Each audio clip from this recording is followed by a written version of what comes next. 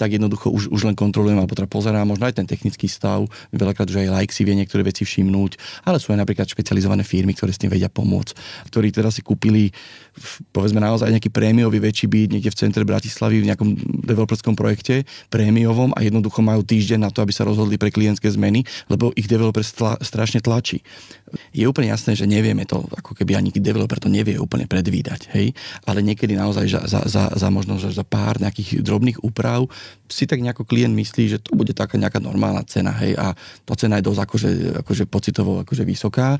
A klient naozaj vynakladá nemalú investíciu do nového bývania a veľakrát aj podľa toho, aký background mu ponúkne ten developer, že čo všetko môže robiť, tak toto bude možno otázka, ktorá bude rozhodovať o tom, či si ten klient ten byt v tom developmente kúpi alebo pôjde niekam inam. Vítajte pri ďalšej epizóde Modior podcastu, kde sa porozprávame o rôznych témach zo sveta developmentu, architektúry a projekcií stavieb. Dnes sa pozrieme na niečo, čo spája svet developmentu a predstaví majiteľov interiér na mieru. Čo všetko sa dá riešiť ešte pred výstavbou, alebo čo sa môže ešte všetko prispôsobiť aj počas kolaudácie? Dnes sa na túto tému porozprávame s pánom architektom Michalom Feketem, majiteľom spoločnosti Dobrý interiér, a pani architektkou Ľubicou Pacher. Dobrý deň. Dobrý deň, ďakujem pekne za pozvanie. Čo si máme predstaviť možno pod pojmom interiér na mieru v kontexte bytového developmentu? Tak v prvom rade je to ten váš vysnívaný dokonalý interiér,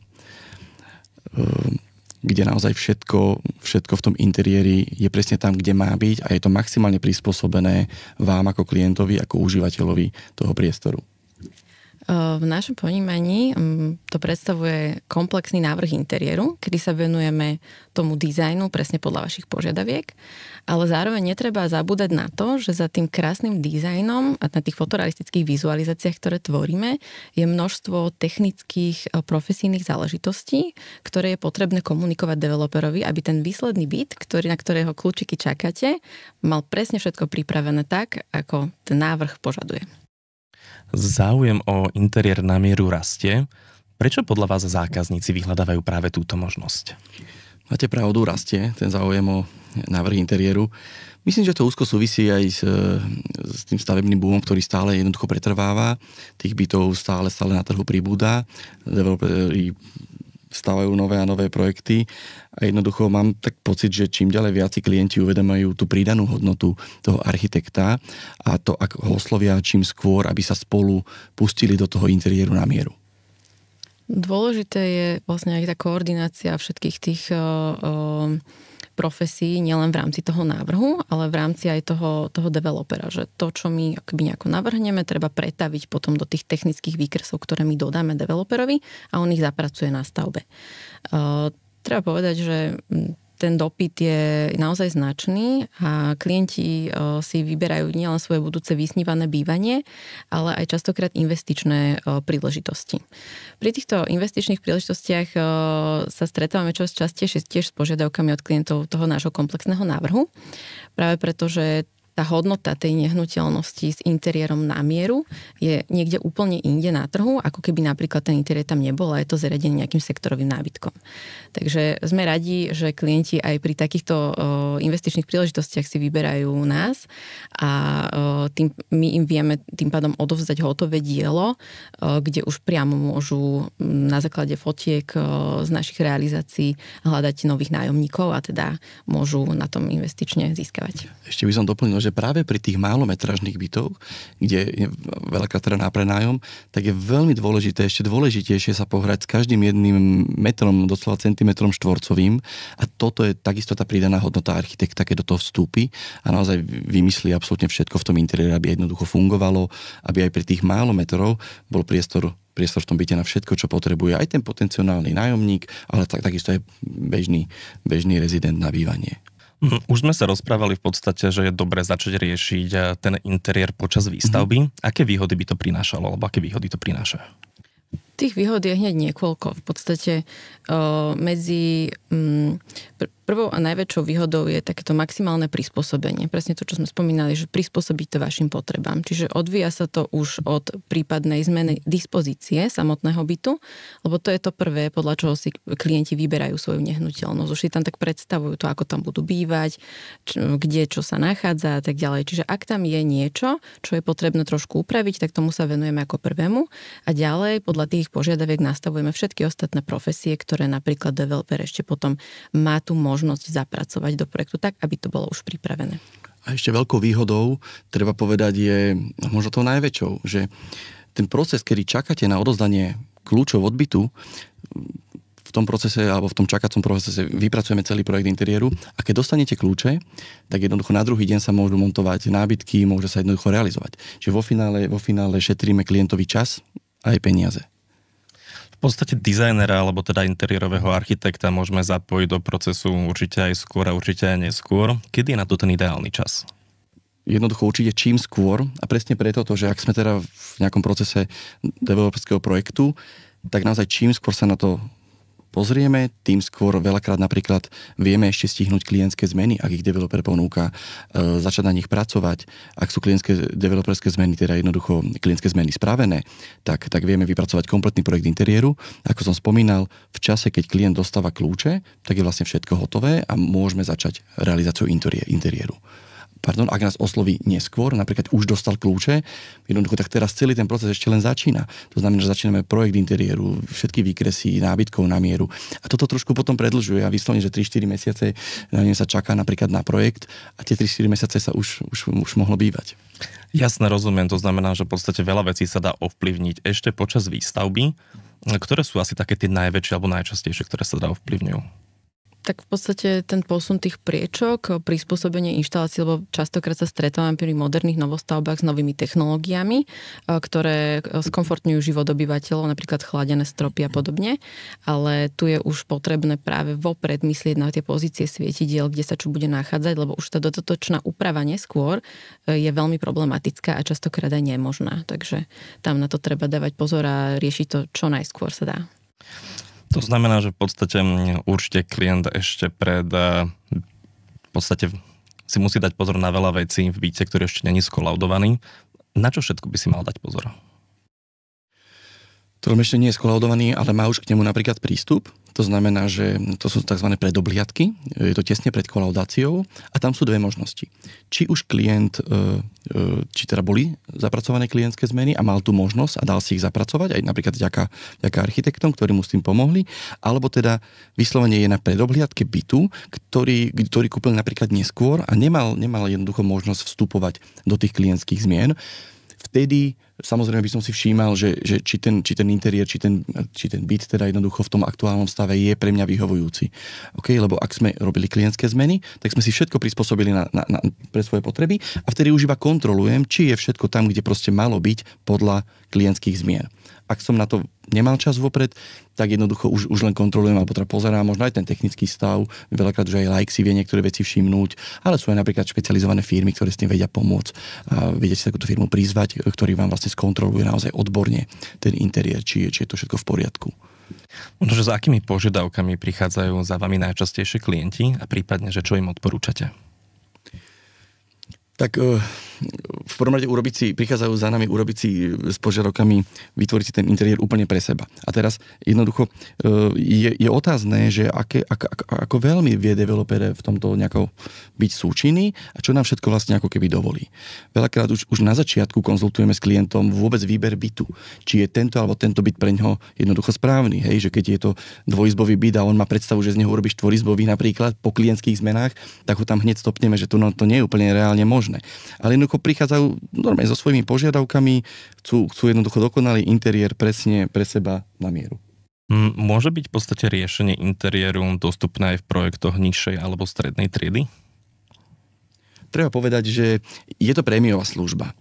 Určite áno, ale je to teda prémiová služba, ktorá teda samozrejme má nejakú svoju cenu. Ako som spomenal na začiatku, v celom nejakom tom procese stále tá suma za ten projekt interiéru, ktorá teda áno, niektorí ju môžu vnímať ako niečo nad rámec, jednoducho má vo finále svoj zmysel a svoju pridanú hodnotu. Ja by som ešte doplnila, že treba podotknúť, že tými kvalitnými riešeniami, ktoré sa dajú vyriešiť už vopred, či tá dispozícia a podobne, ale kvalitné riešenia, úprava dispozície, proste ten odborný support, ktorý ten povedzme laický klient od toho architekta získa, sa veľakrát vyvažuje kvázi nejakej tej investícii, ktorú na to ako keby potrebuje vynaložiť, tomu skrátenému času bývania, rýchlejšie býva a vo finále v podstate už akoby nič ďalej nemusí upravovať a už má interiér úplne na mieru nachystaný, tak ako potrebuje. V podstate aké zmeny má ten developer alebo môže ten developer spraviť tak, aby mohol poskytnúť možnosť klientovi si spraviť ten interiér na mieru? Myslíte ten rozsah ako keby tých klientských zmien? Áno. Tak toto je dosť individuálne. Treba povedať, že dosť sa to líši od v podstate developera k developerovi. Spravidla tí väčší developeri nemajú s tým nejaký úplne výrazný problém. Samozrejme sú to nejaké technické limity, pokiaľ sa ešte dá, pokiaľ už nie. A možno niektorí menší developeri skôr preferujú, kedy klient čo najmenej zasahuje do toho procesu a jednoducho, že najradšej by teda odovzdali byt v holobyt alebo v štandarde bez nejakých väčších zásahov, aby do toho klient zasahoval. Tu treba povedať, že samozrejme potom aj klient sa rozhoduje, že či ide do takéhoto projektu, kde napríklad si nemôže posunúť žiadnu priečku, kde pomaly skoro všetko je problém, alebo naopak iný projekt, iný developerský projekt, kde môžete si robiť v podstate v rámci nejakých medzí, čo chcete. Vtedy aj pre nás je to ako architektov, je to jednoducho výborné, že trošku máme možno voľnú ruku, máme takéto väčšie pole pôsobnosti a vieme o to viac, o to lepšie prispôsobiť klientovi ten interiér. Možno, že aké najčastejšie chyby sa robia pri takomto prispôsobovaní sa možnosti klientom? Od developera s smerom. Tak veľakrát to obmedzenie. Že je to vyslovene limitujúce a potom také chyby, tá neproporcia v tom, že tie termíny, ktoré developer na to dá, veľakrát. My to samozrejme, sme architekti, absolútne rozumieme, sú tam nejaké procesy, čokoľvek zapracovať, akúkoľvek zmenu, to proste chce profesistov a tak ďalej. Len naozaj prídu k nám klienti, ktorí teda si kúpili, povedzme naozaj nejaký prémiový väčší byt niekde v centre Bratislavy v nejakom developerskom projekte, prémiovom a jednoducho majú týždeň na to, aby sa rozhodli pre klientské zmeny, lebo ich developer strašne tlačí. Dostávajú do tlaku tým pádom proste nás a vzniká zbytočný taký ten časový stres. Toto si myslím, že trošku, toto je možno téma, že v tomto sa mohli trošku niektorí developeri polepšiť a teda možno tak strašne na to netlačiť a dať trošku takú voľnosť tomu klientovi. My na tom reálne pracujeme, klient okamžite na tom začal pracovať, ale niektoré termíny objektívne akože sú nereálne, že do mesiaca urobiť, ja neviem, kompletné dispozičné zmeny aj so všetkým zakotovaním jednoducho. To sú aj u nás potom interne v ateliéri procesy, kedy s klientom to konzultujeme, robíme dispozičné varianty napríklad, hej. Čiže niekedy ten časový stres trošku tam vzniká zbytočne a potom možno také, čo najviac s tým bojujeme, sú napríklad predsteny v kúpeľniach, hej, že jednoducho developer si stanoví, že bude mať 20 cm predstienku, napríklad kvôli ťahaniu 5 cm odpadu napríklad, hej, že prečo 20 jednoducho a nám to zoberie 20 cm, hej, a krát 3 metre napríklad z kúpeľne. A toto sú také veci, trošku s tým bojujeme. Dokonca musím povedať, že veľakrát nakoniec a poviem úprimne, že tak trošku vzdáme, a respektíve klient to vzdá, keď mu developer na všetko povie, že nie, lebo ono to technicky možné je, len developer to jednoducho v rámci nejakých svojich procesov nechce alebo nevie zapracovať, tak jednoducho naozaj vtedy potom sa klient uchýli k tomu, že teraz dohodne si, že bude brať byt v holobite a jednoducho spravíme tieto klientské zmeny. Tieto zmeny stavebné potom, až keď dostane kľúče a jednoducho potom sa do toho pustíme. V podstate, ako reagujú tiež developeri na takéto požiadavky ohľadom zmien? Je to už skôr taký štandard, alebo ešte stále to berú ako výzvu? V minulosti dá sa povedať, že to bolo výzvou, ale čoraz viac v súčasnosti sa stretávame s tým, že je to štandard. Takže možno do budúcna, ešte keď sa tak chronologicky zhrnieme, je pre nás z pohľadu architektov možno taký bonus pre developerov, keď sa zamerajú na to, že aby klientom poskytli čo najhladší možný ten priebeh tých klientských zmien, lebo klient naozaj vynakladá nemalú investíciu do nového bývania a veľakrát aj podľa toho, aký background mu ponúkne ten developer, že čo všetko môže robiť, tak toto bude možno otázka, ktorá bude rozhodovať o tom, či si ten klient ten byt v tom developmente kúpi alebo pôjde niekam inam. Taktiež by ma zaujímala vaša predikcia, že ako sa bude v podstate vyvíjať záujem o dopyt po interiéroch na mieru budúcnosti. Myslím si, že jednoznačne bude rásť. Ako som spomínal, kontinuálne vlastne to rastie posledné roky. Ten kvázi stavebný boom je dosť akože stále dosť proste zreteľný a jasný. A jednoducho čím ďalej viac sú ľudia takí, keď tak poviem, takí možno uvedomili v tejto veci, že jednoducho naozaj dáte 400-500 tisíc za byt a častokrát naozaj čím ďalej viac proste neutekáte do nejakého prvého nákupného domu a tam si to všetko zariadíte. Jednoducho chcete to premyslieť. Neurobiť tú chybu. Lebo vo finále naozaj urobiť nejakú chybu. Či už kúpiť nejaký solitér, zariadiť to nejako farbami. Jednoducho vo finále to nevyzerá proste jednoducho dobre. A práve preto tá pridaná hodnota toho návrhu interiéru je, že vlastne vidíte ešte predtým, než vôbec sa možno niekedy stavia, alebo predtým, než máte byt, vidíte na fotorealistických vizualizáciách úplne presne, ako ten interiér bude vyzerať. Toto je veľká pridaná hodnota a myslím si, že rovnako tak ako rastie dopyt po nových bytoch, takisto proste táto naša služba, alebo že služba interiérnych architektov bude stále rásť. Vidíte možno, že aj nejaké rozdiely v prístupe developerov, či už teda v Bratislave, iných regiónoch alebo v zahraničí? Asi je to skôr o tej veľkosti, ako o tom regióne. Že jednoducho naozaj nejaký väčší developer robí niečo, možno niekde v nejakom menšom mestečku alebo niekde proste pri kraji, tak je to, ak je to veľký developer, tak naozaj také tie dobré štandardy, ktoré sú tak zaužívané, sú úplne v poriadku, kdekoľvek to robí. Čiže možno by som to úplne po tom regióne nejako akoby úplne nedelil, ale skôr individuálne od toho konkrétneho developera. Možno, že keby sme mali dať aj nejaké rady developerom, ktorí umožňujú ponúknuť takéto služby alebo úpravy interiérov ešte pred kolaudáciou, čo by ste im poradili? Tak určite tú maximálnu flexibilitu, čo sa dá. Za nás architektov určite je to veľmi rozhodujúce. Potom ďalej také, aby to riešenie tých zmien nebolo pre klientov také veľmi zaťažujúce, či už nejako byrokraticky, aby to bolo čo najviac zjednodušené. A ďalej teda vo finále budú mať veľa spokojných klientov a bude to pre nich aj výhoda na trhu, že ktorou ďalej môžu získavať ďalších klientov. Lebo naozaj, že v rámci našej tvorby pracujeme pre teda klientov na mieru, ktorí si kupujú byty asi, že v každom developerskom projekte mám pocit, že už máme nejaký byt interiér realizovaný. A stretávame sa naozaj, že naprieč celým Slovenskom aj teda zahraničí s rôznymi firmami a ten prístup je mierne diferencovaný, ale dá sa povedať, že tá prognoza je dobrá, že sa to vyvíja dobrým smerom a že ak máme nejako poradiť, tak asi toto sú také body, ktoré by sme vypichli. Možno by som doplnil, že ešte poradiť, že s čím tak častokrát tak zostane klient taký trošku prekvapený, z čoho, a to je to, že vlastne, že tá cena tých klientských zmien. Je úplne jasné, že nevieme to, ako keby ani developer to nevie úplne predvídať, hej, ale niekedy naozaj za možno za pár nejakých drobných úprav si tak nejako klient myslí, že to bude taká nejaká normálna cena, hej, a tá cena je dosť akože pocitovo akože vysoká a trošku taká transparentnosť niekedy voči tomu klientovi, že možno, že keby mu aspoň tak, v zásade majú nejaké také balíčky, že nejaký úplne jednoduchý, nejaký komplikovanejší, nejaký úplne, že kde môžete meniť veľa, za ten balíček máte nejakú sumu, ale vlastne stále neviete, až úplne na konci sa dozviete, koľko to vlastne úplne bude stáť dať upraviť tomu developerovi. Hej. Toto nám veľakrát klienti povedia, že z tohto zostanú naozaj sklamaní, že možno rátali s nejakou sumou a je dvojnásobná. Naozaj, hej. Zase možno, že aj na druhej strane, a čo by ste poradili klientom, aby práve z interiéru na mieru vyťažili čo najviac?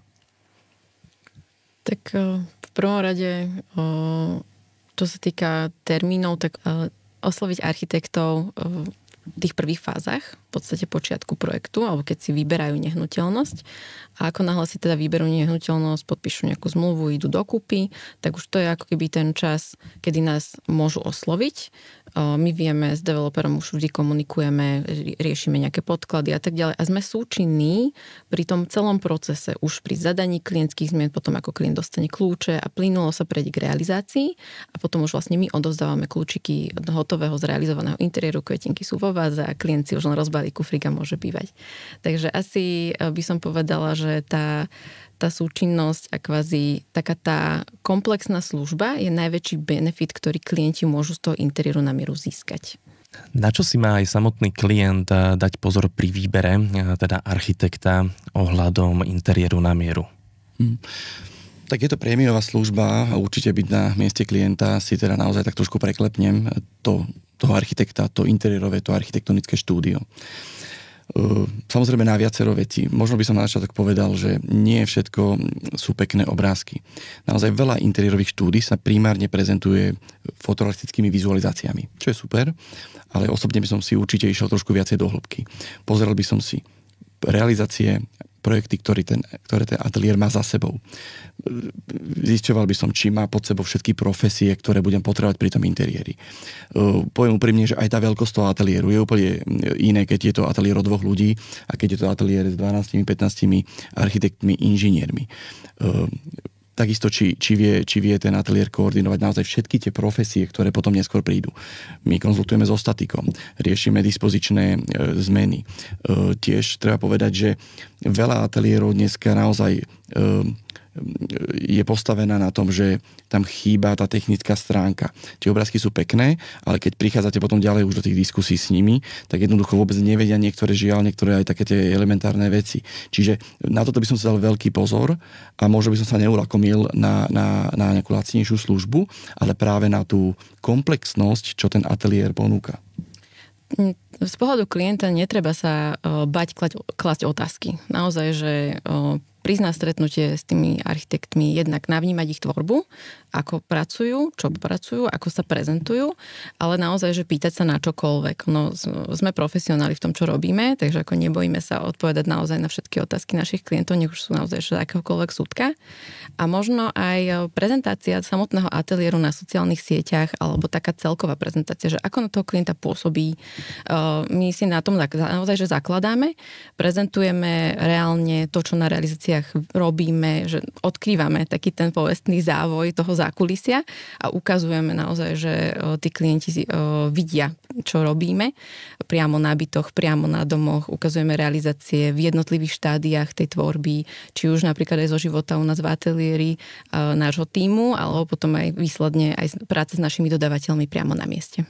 Máte možno nejaký príklad takého veľmi dobre úspešne zvládnutého projektu a interiéru na mieru, ktorý sa výnimočne dobre podaril? Tak ťažko môžem vyberať nejaký jeden. Možno teraz sme nedávno odozdávali v Euroveataver taký akože prémiový interiér trojizbového bytu na 30. poschodí, naozaj, že kde sa tak nejak tak snúbila taká tá dobrá nejaká taká tá konštelácia, že naozaj veľmi, veľmi dobrý taký uvedomelý klient, ktorý dokázal oceniť kvalitu, dokázal oceniť kvalitné materiály, dizajnové solitéry, samozrejme dobrý projekt interiéru a jednoducho naozaj ten výsledok bol za nás ako veľmi dokonalý interiér. A okrem toho sme nedávno tiež dokončili aj napríklad vo Vidrici alebo v Goodhouse tiež novostavby, teda zrealizované interiéry, na ktoré sme hrdí. Ale on naozaj, že ako kolega spomínal, je to práve tou spoluprácou medzi klientom a architektom. A tu ešte je dobré povedať, že si nás klienti vyberajú na základe toho, ako vyzerá naša tvorba, čo sa im páči, čo ich na tom láka. A to je už veľmi dobrý predpoklad hneď na úvod, že tá finálna spolupráca bude úspechom, že proste ten klient naozaj, že sa tak vzájomne zhodneme v tých predstavách a budeme teda mať za sebou jedno úspešné dielo so spokojnosťou aj nás a hlavne teda klientov. Ako sme sa dnes dozvedeli, spolupráca developera, architekta a klienta prináša rôzne výhody a nespraví nie len krásny, ale rovnako aj funkčný domov, a to bez zbytočných kompromisov, čo teda vedie aj k zvýšeniu trhovej hodnoty nehnuteľnosti. Ja by som sa chcel poďakovať pánovi architektovi Michalovi Feketem a pani architektke Lubici Pacher, že sme vás tu dneska mohli mať. A keď vás táto epizóda teda zaujala, prosím, nezabudnite zdieľať a dajte nám like.